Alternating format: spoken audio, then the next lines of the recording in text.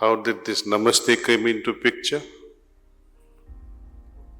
Now it has become a ritual. I bow down before you to show now the superficial respect. The actual meaning is that I bow before the Antaryamin that dwells within you. I have always been very much against the traditions. Though traditions have always been good, keeping us within the boundaries, but it doesn't serve the full purpose. Even when Lord Krishna talks about that He dwells in every heart, it's in Gita. Yet we try to find the Lord outside. Antaryamin. We try to look for Him outside. This is a fundamental flaw. Even one word about temples or a mandir from Vedas and Upanishads, you will not find even one reference.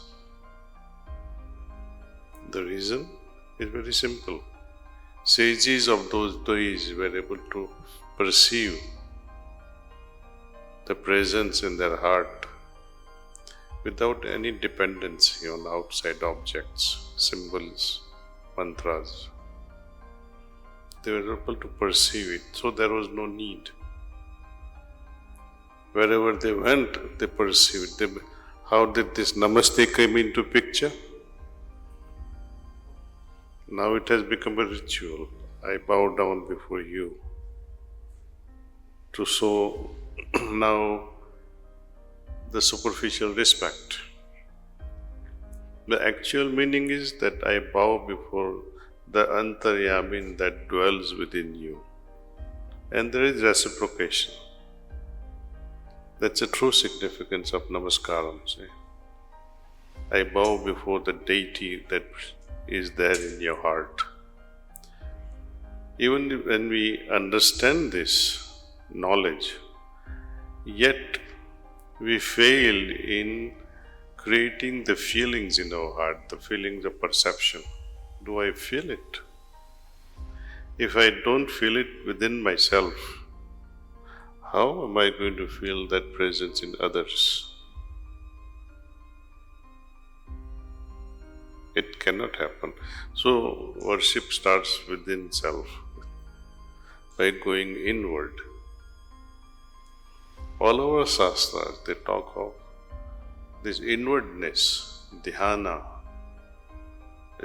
and through it, the culmination through Samadhi. And Samadhi is just the beginning of your spirituality, not the end. It has been badly misunderstood in traditional yoga that Samadhi is the end.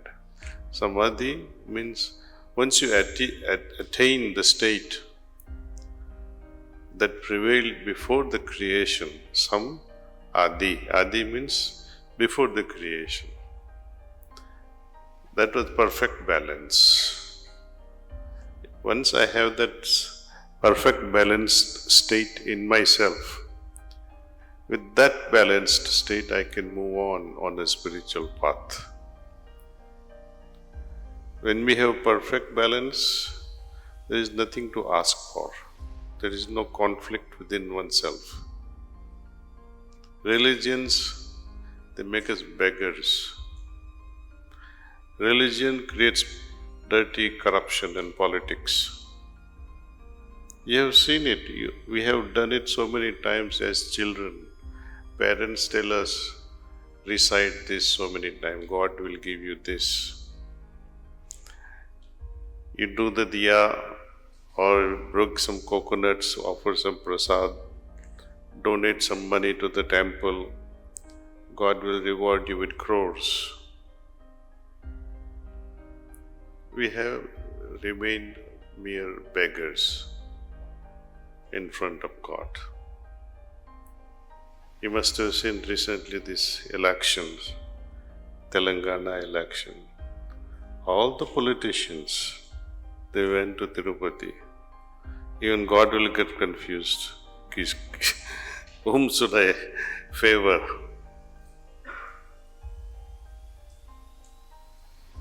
And often this is not depending upon right or wrong or a dharmic person. God doesn't interfere in such matters.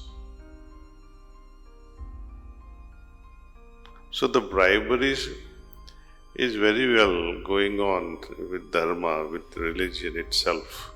We bribe gods to get greater thing, and it percolates down in the society also. So biggest problem, if we can cut it from the root, stop bribing gods. And we innocently keep on throwing, especially the ladies, they'll throw the ring, then they'll throw necklaces in the temple. Do you think God needs it? You have become too emotional about it and keep throwing it. Only the trustees, they'll enjoy it.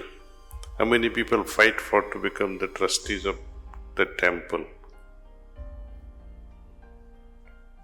So don't fool yourself. And we bow before any deity for two reasons only. Tell me if there is another reason. Begging and being afraid.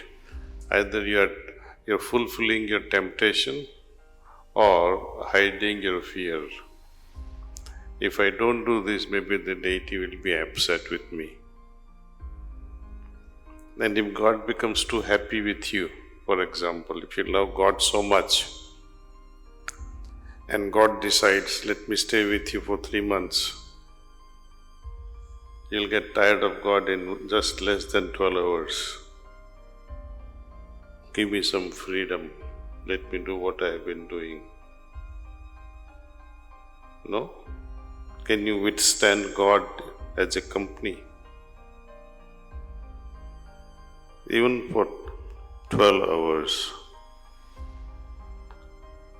You will run away from that purity. Let me remain, like if you wash pigs, they don't like to remain clean. They like to run into mud again. We become like pigs.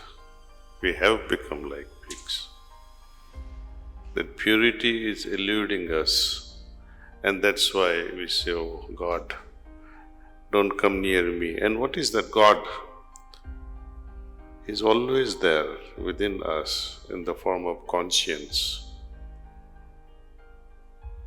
Always speaks, but we shut him up. Not now, later. I'll do this later.